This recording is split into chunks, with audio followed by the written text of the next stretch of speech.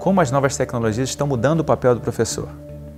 Esse é um dos assuntos que a gente vai conversar agora com o Ricardo Prado Schneider, que comanda uma empresa brasileira que está bombando na área de educação e tecnologia.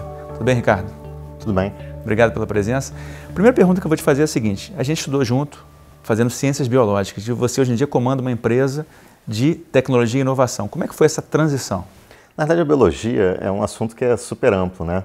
E me deu base para entender várias áreas diferentes de pesquisa, de desenvolvimento.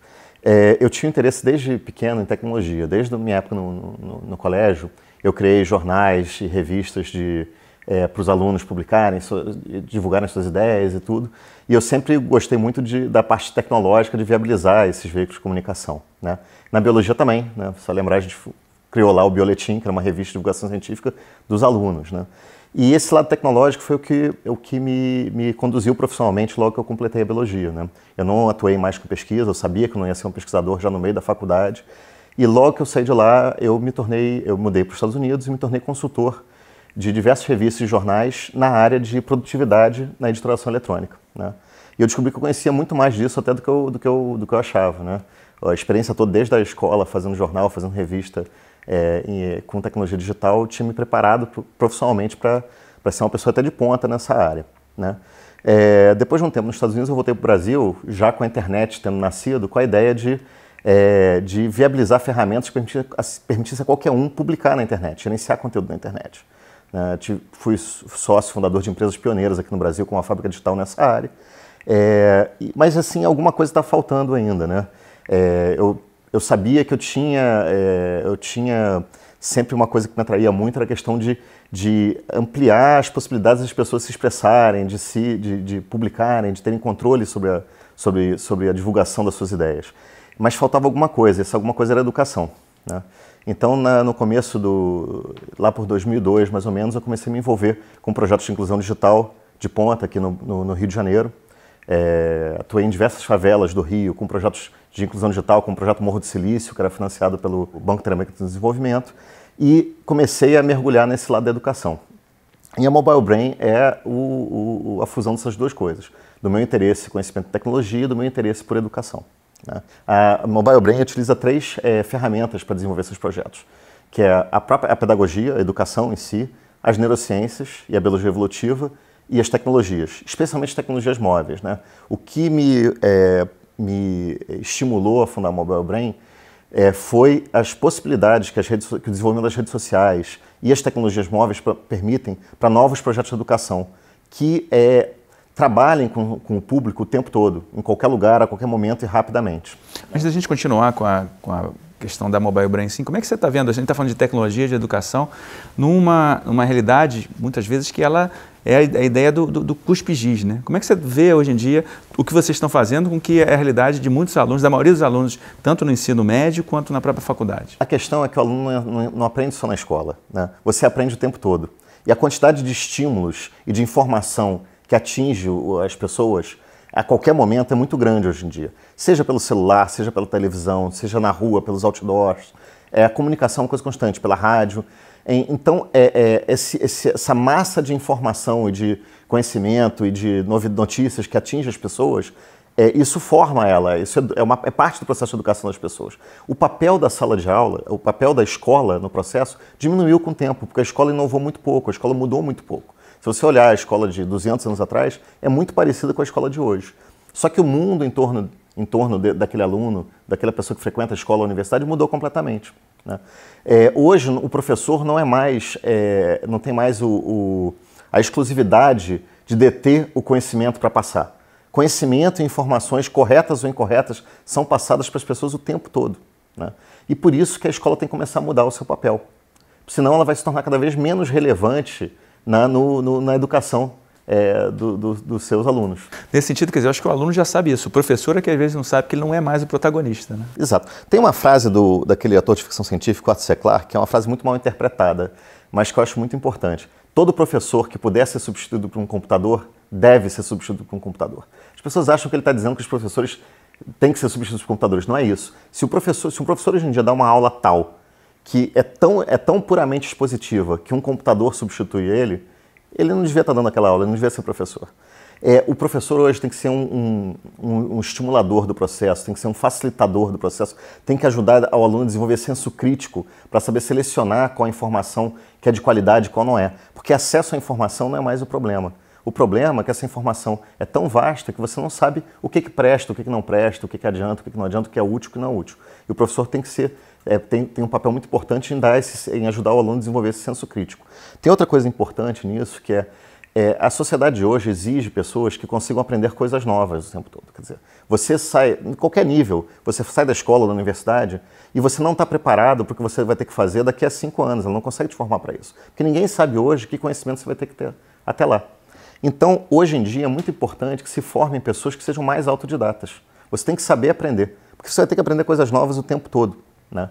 Então, esse papel excessivamente conteudista, de só passar informação, de só expor, não adianta para esse aluno. Não vai ajudar esse aluno no futuro. Agora, um papel em que ele tenha condição de correr atrás do conhecimento por conta própria, mas que ele saiba encontrar o que é bom, o que não é, ele saiba selecionar e separar, ele desenvolva a crítica ao que ele vê. Isso, para mim, é o papel da escola, é o papel do professor. Porque o conhecimento está por aí massivamente e tal, mas a qualidade dele é irregular, você não sabe naturalmente o que é bom e o que não é. Não tem uma nota ali naquele conhecimento que você pesca na internet ou em outros meios. E na prática, o que a tua empresa faz para transformar isso em realidade? A gente trabalha com projetos de educação que tenham a possibilidade de atingir larga escala, né? Hoje em dia, a gente não trabalha diretamente com a escola, a gente trabalha em projetos que podem ser chamados de ensino complementar, né? Que vão ocupar o tempo fora da escola ou complementar ao trabalho, no caso de ensino profissional e tal. Então, por exemplo, a gente ajudou a desenvolver um projeto de larga escala de educação móvel, com a Abril Educação e com a Vivo, que hoje atinge mais de 600 mil pessoas e foi lançado esse ano, em março desse ano, em curto espaço de tempo. Nesse projeto, por exemplo, a gente trabalha os mais diversos do MOB, é uma rede de ensino multidisciplinar que pretende, via celular, educar as pessoas nos mais diversos assuntos, de preparação para o exame do Enem, a curso de motorista prova de motorista para o Detran, de redes sociais, a fotografia com celular, como ter um sorriso perfeito, até cursos de paquera, por exemplo.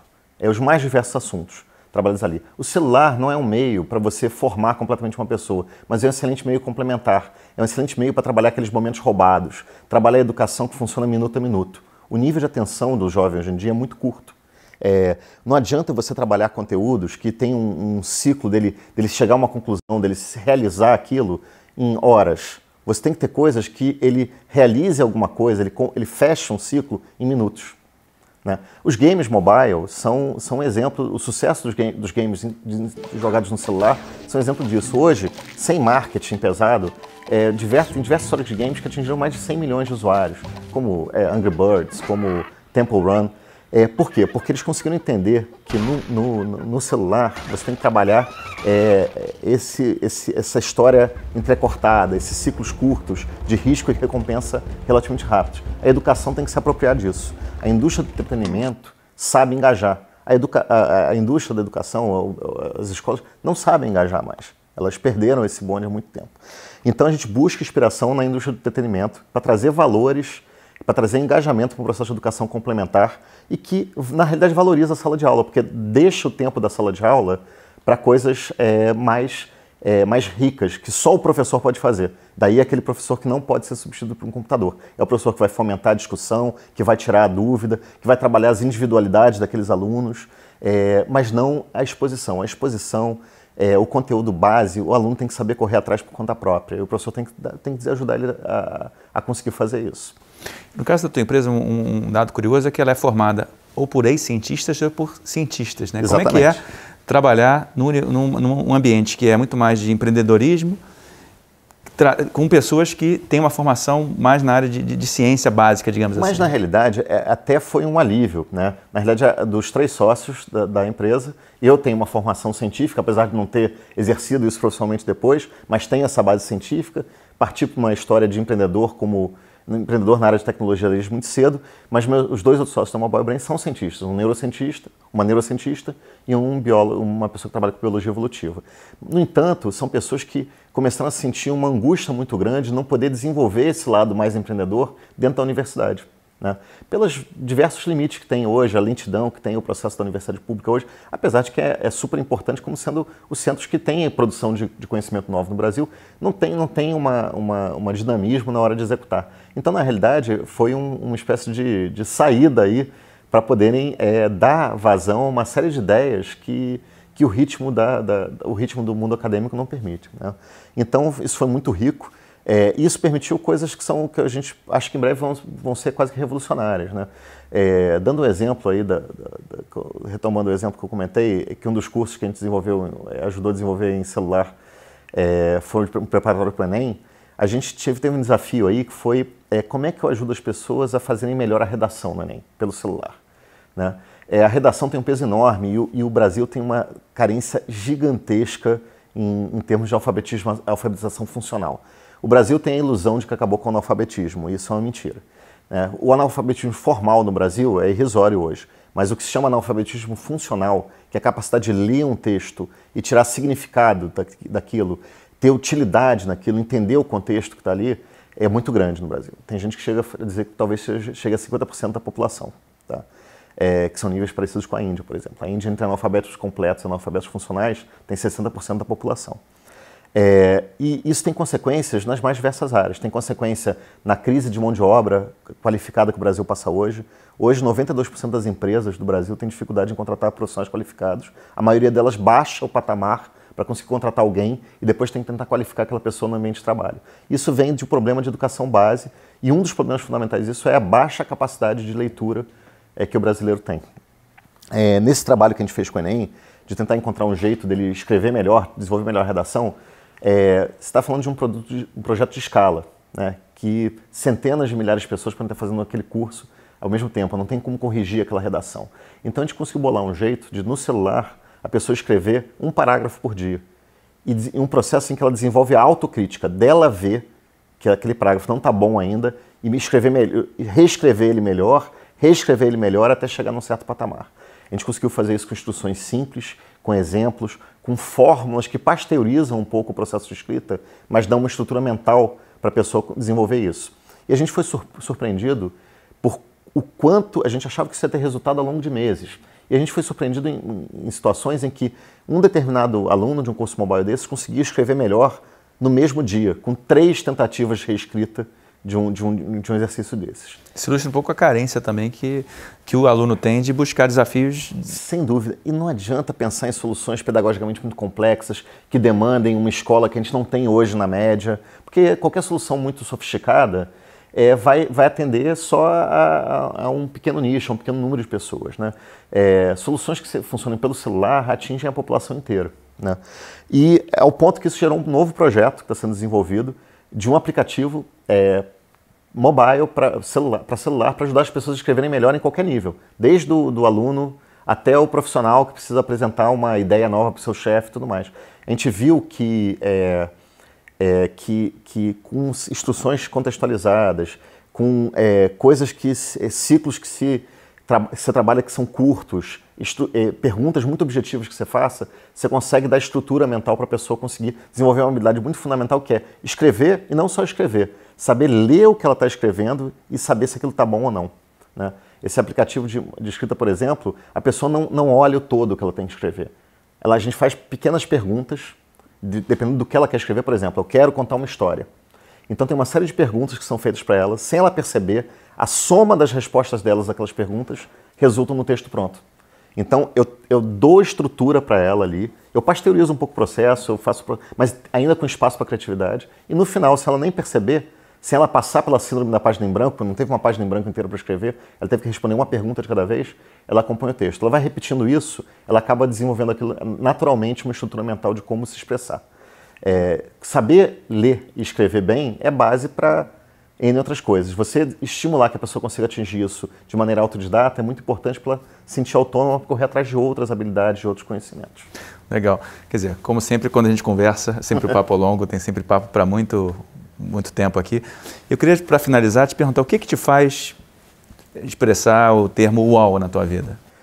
Claramente hoje é a realização de que, de fato, a gente pode conseguir, com a Mobile Brain, cumprir esse tipo de objetivo, né? Ajudar uma quantidade enorme de pessoas a superar deficiências graves que o país tem. Eu sou um apaixonado pelo Brasil, né? Eu sou filho de um pai americano com mãe brasileira, mas eu sou completamente brasileiro. Eu sou apaixonado pelo Brasil e pelo Rio particularmente. E eu sempre fui muito frustrado pelas coisas que seguram o Brasil. Eu acho que a principal delas é a educação básica, né? O Brasil tem uma carência muito grande e uma desigualdade muito grande ainda nas habilidades básicas que a educação deveria dar. Então tem ainda muita gente que não consegue, por exemplo, como a gente conversou aqui, ler e escrever bem. E a gente percebeu que com a Mobile Brain a gente pode desenvolver projetos que têm um impacto massivo nisso, né? Esse projeto, por exemplo, desse aplicativo de escrita que a gente está desenvolvendo vai ser lançado em Frankfurt, esse ano, na Feira do Livro de Frankfurt, que é a maior feira de livro e educação do mundo, em grande escala, como uma solução para o mundo, né? Em que, se tiver o apelo que a gente acredita que tenha, se espalha naturalmente, se espalha rapidamente, e milhares de pessoas vão poder escrever, se expressar melhor e ter consequências na sua educação e no seu trabalho rapidamente. E o que me faz dizer uau é que a gente percebeu que a gente consegue fazer isso com essas soluções. Quer dizer, uma coisa que você faz com um número pequeno de pessoas trabalhando em cima daquilo pode se espalhar para milhares ou milhões de pessoas. Não é mais aquela coisa do quadro negro, que foi a revolução que permitiu, em vez de um tutor ensinar para 3 pessoas, ensinar para 50 pessoas. A gente pode ensinar agora para 1 milhão de pessoas. E o legal disso tudo é que está sendo feito no Brasil por empresários, empreendedores brasileiros, né? Mais ou menos que a gente tenta fazer também dentro dessa ideia de um programa, né? Com tecnologia, tentar dividir com o internauta papos interessantes como esse. Exatamente. Te agradecer mais uma vez, Ricardo. Prazer estar contigo aqui. Obrigado a vocês.